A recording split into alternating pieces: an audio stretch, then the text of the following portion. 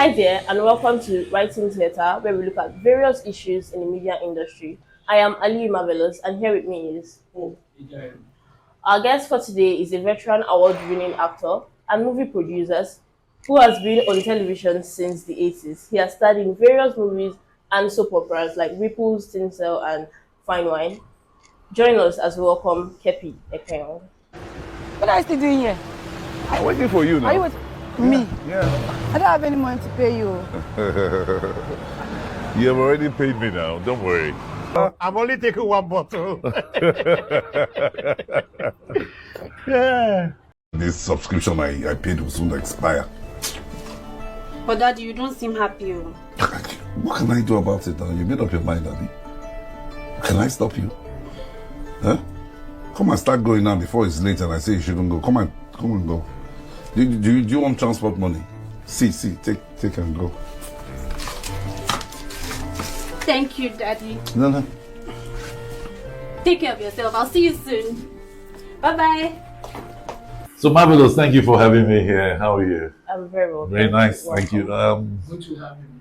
Thank you. Hope I'm looking forward to a very interesting discussion with both of you. Yeah, we're thrilled to have you here as well. Thank you. Okay, we'll go on a short break, and when we get back, we'll dive into the business of the day.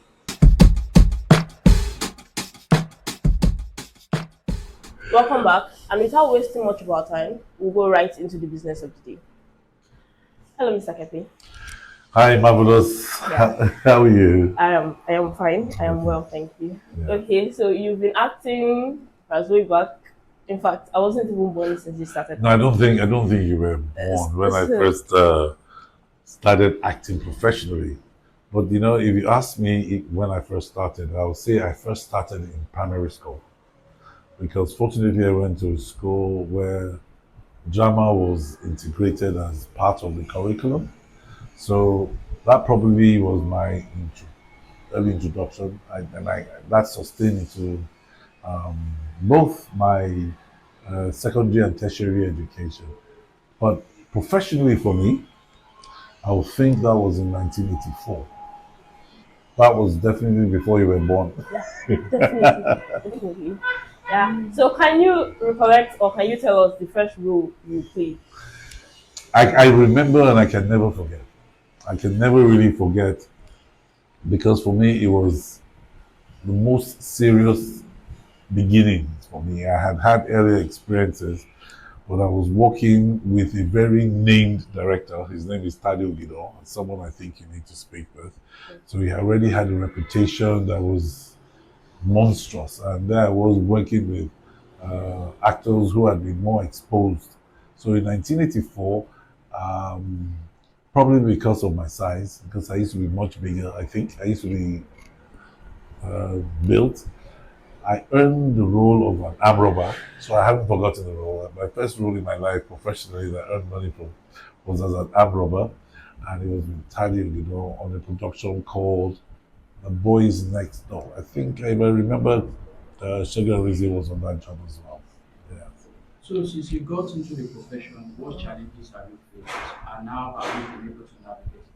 So some of the challenges most people have, the first would actually be the fact that they already believe that they can.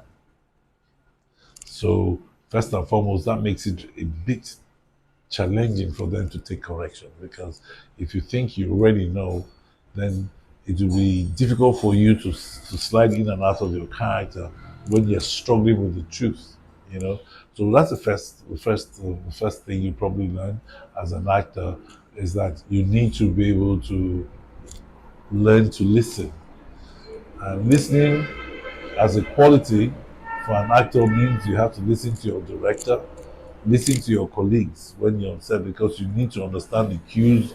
You need to know when to come in with your own lines and your reaction. So you need to listen. So most actors must also learn to listen. Actors must also be extremely disciplined. The mistake we make is that we think back in the day, people used to think entertainers were dropouts. So that also meant that most entertainers lack discipline, but that's not the truth. Right now, we have so many people who have studied theater as well, professors, and we have a lot of our Nigerian professors who are teaching, holding professorial chairs in international universities outside Nigeria. So it's a major discipline. So actors have to be extremely disciplined to be participants in this industry. So reading about you, we were able to discover that you were trained in, I think, voiceover and yes, script writing. So it was like yes, you were trained in that. So with your prior knowledge of script writing and everything it entails, what did you look out for in a script or a movie script handed to you? Okay, good. Let me tell you. Let me just do a little backgrounding. When I served, eventually, when I finished my first degree from the University of Calabar, I was fortunate enough to have served with NTA. And for most of us with an NTA background or with the NTA background, the NTA was offered us that training that we all needed, and because I worked in the production department, it exposed me to almost all the departments in film, in TV productions as they were at the time.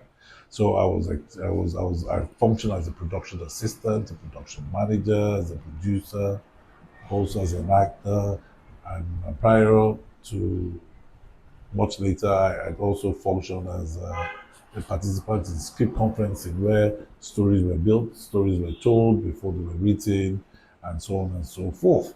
Um, Now, after I'd been fortunate enough to have been processed through a few other formal trainings, especially with the BBC, I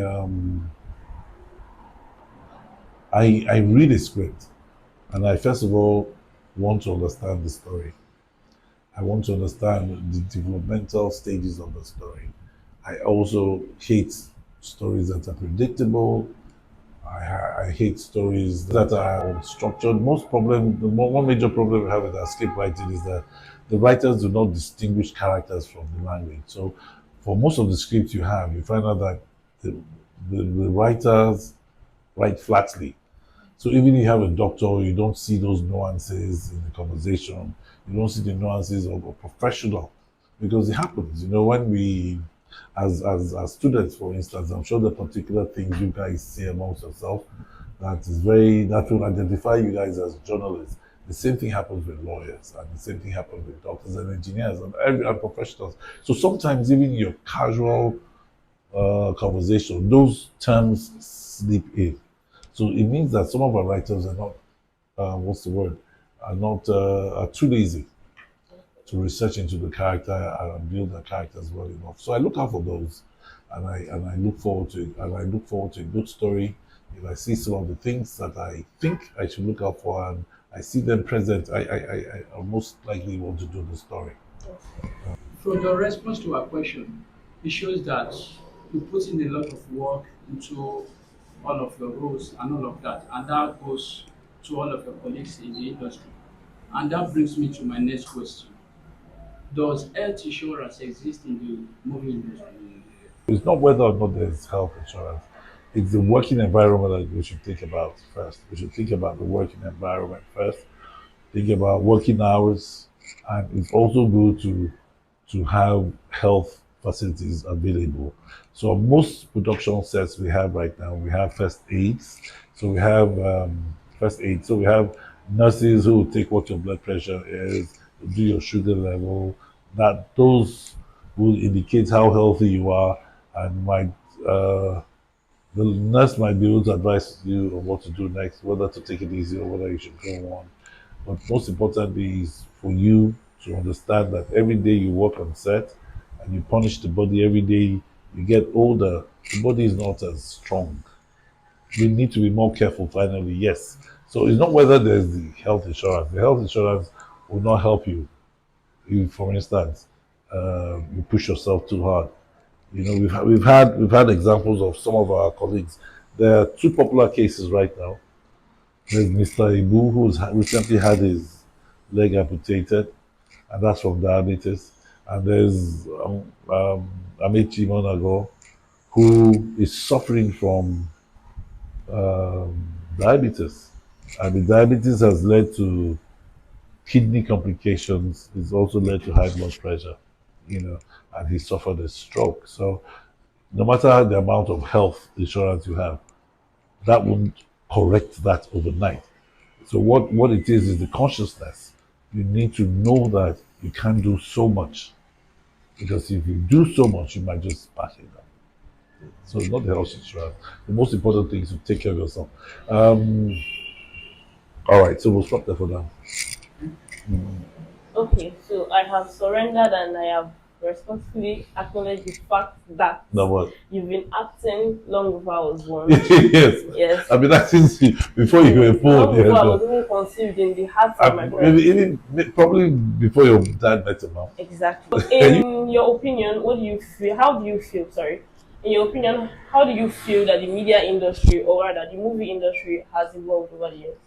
I want to believe that they're talking about Nollywood, and Nollywood is like production of movies on video films. Yeah, so we started that in 1993 thereabout. It wasn't started in 1993. It became very popular by 1993 because of the movie Kenneth Nibiri did, Living in Bondage. But before then, even Kenneth himself had done like 9 or 10 films in Yoruba language that were not so popular. So the industry on video did not start even in 1993, but it became very popular in 1993. The name Nollywood was given to it by a journalist like you guys when they reported this in I think it was 2005. That's when the name Nollywood came into being. Um, but from the time we became active participants of the industry, uh, for me that was in 1994 because I produced a film, and that film has largely been referred to as the second film in Nollywood. I produced that movie, The Unforgiven Sin. It was a story about the Osu caste system at that time, and we shot on VHS tapes. Then that's the movies were out on VHS tapes. From then till now, we are we have you can tell the difference. You can tell the difference of the quality of the jobs, the quality of the sound, the detailing on our projects. You can see that there's been massive improvement. So we can sit back and reflect that the industry has been totally revolutionized, and this has been because there's been more adventure from the creatives. So the actors are getting better, the costume department. Don't forget, filmmaking is a collaborative approach. So it has nothing to just to do alone with one department.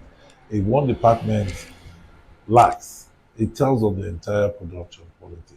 So you can tell that from the get-go, from storytelling, from conception to execution, we have improved tremendously. I can't even begin to enumerate because it will take almost all of our time for this discussion. But there's been improvement in every department of production. Are there characters or roles you have played over the years that has left a lasting impact on your career? You know, I'll explain this to you somehow for those of us. You know, I think I answered it in bits.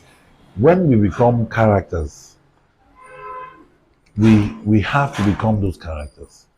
So if for instance I'm on a job and I'm supposed to hate you, for the period or duration of time that I'm in my character, I really will have to hate you because we, in our interpretation of our roles, we do not just say the words.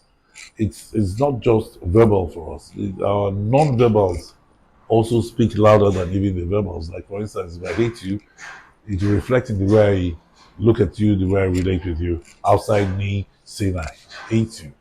So yes, those characters have an impact on our lives for the duration of time that we're in character. Because we have to be that character. Do you understand what I'm saying? Do you understand that? So I have a follow-up question to that. Yes, sir. Is there a particular character or role you've always wanted to play but you have not to date? Initially, many years ago, there was one. Because at that time, it was an unthinkable character to want to portray. So I think it would have been a challenge to have wanted to portray that, but time has overtaken that character. Now we have a lot of people who are seemingly effeminate. So back in the days, most of us had wanted to do something, um, well, should I say obscure? But now, I think I've grown wanting to play that character. I don't want to play the character that I wanted to play before. I don't want to play that character any longer.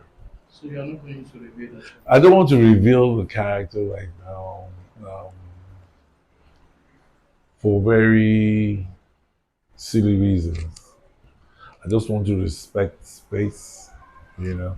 But then I think I wanted to play the character because it was unusual. Now it is everywhere, so it's no longer a challenge. Yeah. All right. All right. So, what do you consider in your many years of being in this nice industry? What do you consider to be the most significant milestones in your career, and why do you consider it? Why? You see, the most important, and it can be to capture it. We can't capture it in the conversation. But what acting has done for me is it has enabled me live out my fantasies, live out my dreams, live out my versatility. I've been everything I've always wanted to be. I wanted to be a soldier, I wanted to be a doctor, I wanted to be a robber. And in all my fantasies and my wildest imagination, what this platform has done is allow me live out those fantasies at different times. So it means that as an actor, we are closest to being gods because we can do all things. We can do nearly all things. We create lives. We breathe life into character. So we're unique. We're really special people. And then, unfortunately and unconsciously, and this is a quality that most people don't really acknowledge. That's why it's unfortunate. Is once you are creative, your mind becomes more restless. You begin to think more out of the box all the time. So every time I see a situation, I can't help but think of escalating the situation in my mind, or repackaging it in my mind. I can just see somebody walk across the road because for me, that is the source of inspiration. Everything that happens around us as actors, we store in our universe because we can actually animate it. We can make it more aggravated. We can downplay it, and then because one day we might need recourse to some of those things that have happened. So that's what being an actor means. That versatility, the flexibility, uh, being able to do everything is unbelievable. It's a surprise that we still walk on earth, on the ground. We should actually be floating because that's how we feel when we do those, enjoy those accomplishments. Evidently, you have been doing this for years. Evidently, before she was born, yes. Yes, and I believe in the course of your journey, you have worked with a lot of people.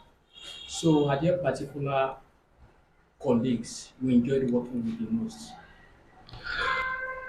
And I like the way you put it because fortunately for me, I don't have to mention names. But I just want to assure you that I think, in my experience, that we have some of the finest actors in the world from Nigeria. And what even gladdens my heart even more is that, like last week, I was on a set and I was working with some people for the very first time, and I was totally encouraged because I know that the industry can only get better. And the quality of people coming in uh, are almost like gifts to mankind, you know. So yes, I have worked with actors in the past who I've appreciated and I've marveled at their performances.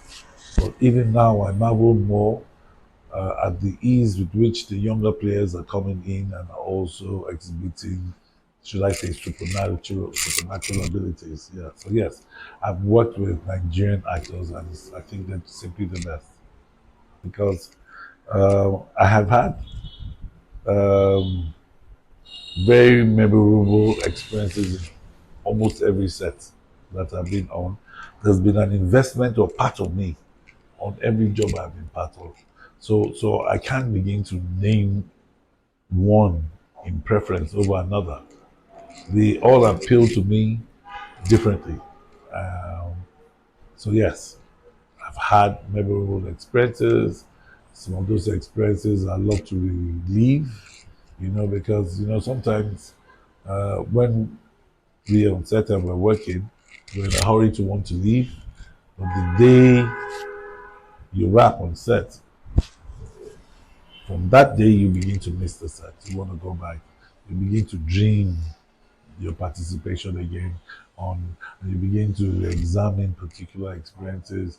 You begin to relive those experiences in your mind. It's impossible to really detach, So yeah, every set holds fond memories, Okay, so it has been fun and educative with Mr. Keppy, and at this point, we'll take a short break. I'll be back. Stay tuned.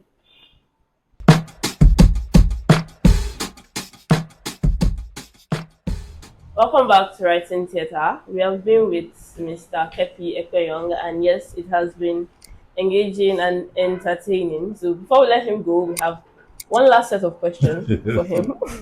So yeah, so what advice can you give to young aspiring actors?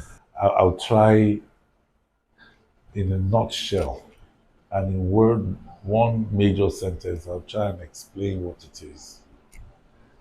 The road is not easy and it is a bit rough, but you must be resilient and true to yourself and your passion. You need to be able to stand the depressing moments when you're not on set, and you need to also look forward to portray your character when you have an opportunity. Those positions are deliberate, but they're intentional. They just don't happen. You know what I mean? You need to be able to look forward excitedly to the challenge of becoming your character when you have an opportunity. You also need to realize that the conditions around your participations may not exactly be as satisfactory as you expect, because there might be some challenges. You might need to wait long hours before you get on set. You might need to work long hours. You might not have a good place to sleep. You may be deprived of food, but your passion must prevail at all times. So that's the advice. It never is easy, but the industry welcomes new participants who are resilient. So if you were not an actor, what would Yo, you be? I don't know. I don't know if I was an actor. I wanted to be several things. I wanted to be a doctor because my father was a doctor before he died. I wanted to be a soldier because he was also in the army. I think I also wanted to be a lawyer at one time or the other, but I have a degree in law now, master's in international law. I don't know what I wanted to be. No, I really don't know if I wanted to be a mariner.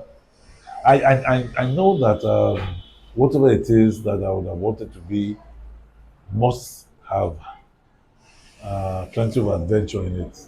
Yeah, because I think I'm not cut out for stereotypes like 9 to 5 jobs. I don't think I would have survived having to do the same thing every day for the rest of my life.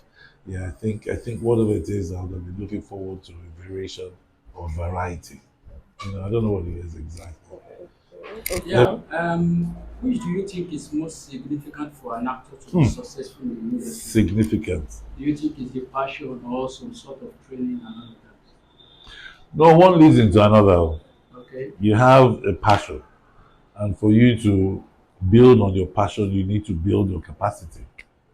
So you need both. You need your passion first. If you identify that you have a passion, then you need to pursue it.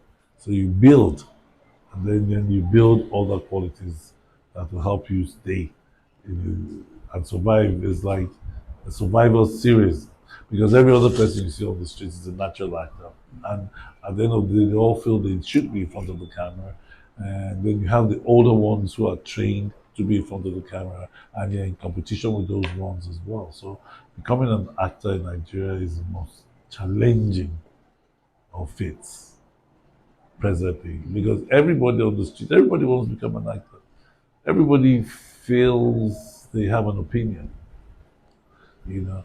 So it's your passion, then you build capacity to understand the terrain, and then that's the way it should be. Yes. So what should we be expecting from you in the future? Honestly speaking, I've been talking to one or two of my colleagues this year about a potential project for next year, and should that fall through, I'll produce it. I pray that we will be able to get it right. All right, it's been fun, educative, entertaining, and yes, informative with Mr. Keppy here. He has taken us on his own journey. Yes, no, he has taken us on a journey into his own world. Yes, and it has been a lot. It has been thrilling. Yeah. So, thank you, Mr. Keppy, for being here with us. Thank you. Yeah, thank you for accommodating me. I know I can be a handful sometimes. All right, that's a wrap. We have come to the end of today's episode on Writing Theatre. I have been your host, ALIU Marvelous. And my name is EJAIRU. See you Thank some other time. Thank you. Bye.